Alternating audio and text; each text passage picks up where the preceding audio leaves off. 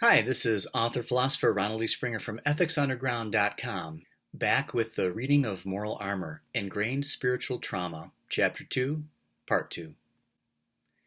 The self-help revolution's only clear flaw is that it doesn't define itself as moral. This absolutely crucial flaw can and always has acted as the wedge under the lid of hell. We have been humming along, blissfully unaware that a cliff lines one whole edge of our journey. Without explicit understanding of the moral justifications for our actions, we risk the loss of our most precious values, or worse, the horror of seeing our efforts accomplish the will of evil. We have to face the issue of right and wrong, and we have to face it head on. The next abstract step for us to take is to gain a fully integrated view of man, of consciousness, and of existence, giving sense, order, and meaning to man's life, to social actions, and to all the tools we have been taught to use. With this knowledge, we can be sure that we are exercising our power responsibly, and we can protect our right to exercise it. We can bring an end to what has been hurting us and secure human beings in their proper stature. Intellectual freedom is a delicate and recent advance for man, so the undercutting of our confidence has been easily perpetuated. The source of our spiritual fragility comes from the technology held back since Egyptian, Phoenician, Mesopotamian times, or about 3200 BC. The pharaoh's brute physical domination, which worked so effectively for eons, was given a spiritual equivalent as men moved into the realm of abstraction. When men invented language, the spirit murderers invented abstract distortion. The fear-ridden at all levels of society twisted every concept to mean its opposite in moral implication, to keep men from comprehending their own value. Every attribute of man was construed as a liability. Every desire of man was construed as a destructive impulse. Every sense of pride was turned into shame. Every advance was regarded as a moral affront by those who had to adjust their views or actions. Any means to rational fulfillment was trounced, and man was cut off from achieving and enjoying his proper stature. As all knowledge was claimed as coming from above, the creative faculty which brought mankind wonders it had never seen was considered a transgressor, and was often greeted with violence. In legend, Prometheus was torn by vultures for stealing the fire of the gods. Copernicus was forced to renounce his revolutionary scientific theories, while in the same dilemma, Socrates chose death. Even Einstein lamented that the true key to success was keeping your mouth shut. Most considered the realm of spirituality to be the unknowable and therefore the uncontrollable. The intellect was not given the same respect as the uncharted territories of the physical world, where the unknown was simply the undiscovered as yet. We were knocking down one barrier after another in the sciences, yet the structure of the mind itself was relegated to the undiscoverable.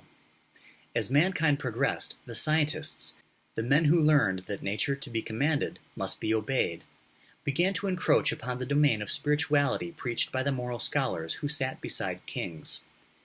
The scientific method was accountable, and that clashed with the high priest's incantations, so free thinkers were forced to abandon the subject, leaving the field wide open to those who never intended to see mankind achieve a pure spiritual independence.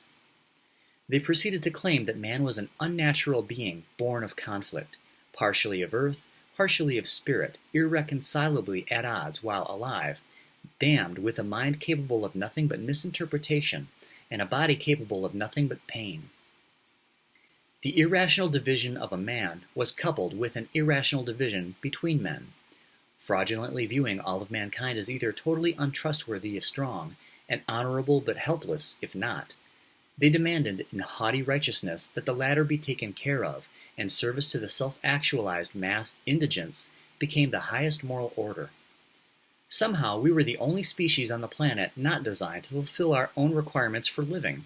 Still, our weak limbs and useless minds were good enough to fulfill the needs of others, while another's limbs and mind were good enough to satisfy ours. The spirit murderers claimed to have solved nature's error, and like Frankenstein's monster, we were hacked apart and then reassembled with parts of each other.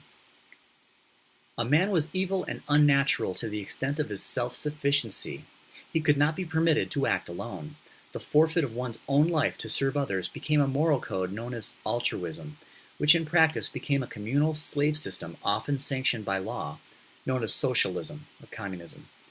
Whether one's self was sacrificed unwillingly to domination or willingly to charity, the result was the same.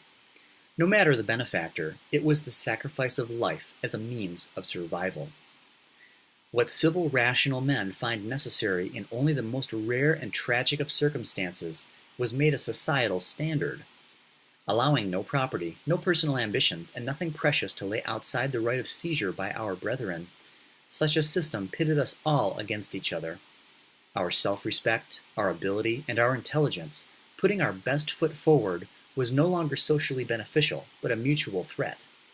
Achievement became a toll road, enabling the deceivers to confiscate the products of our lives and or determine their distribution with our sanction, carrying away our most sacred spiritual rewards in the process.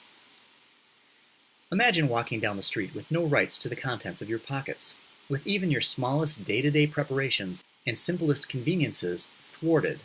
Hoarding, they called it. Imagine restraining yourself from showing any sign of ability or giving an opinion for fear of being enslaved or martyred. The cause of man divided, men divided, had the desired result: man neutralized, men neutralized. No one could build, no one could grow. By destroying privacy and mutual respect among men, they avoided mass unity, which could spur an uprising against centralized control.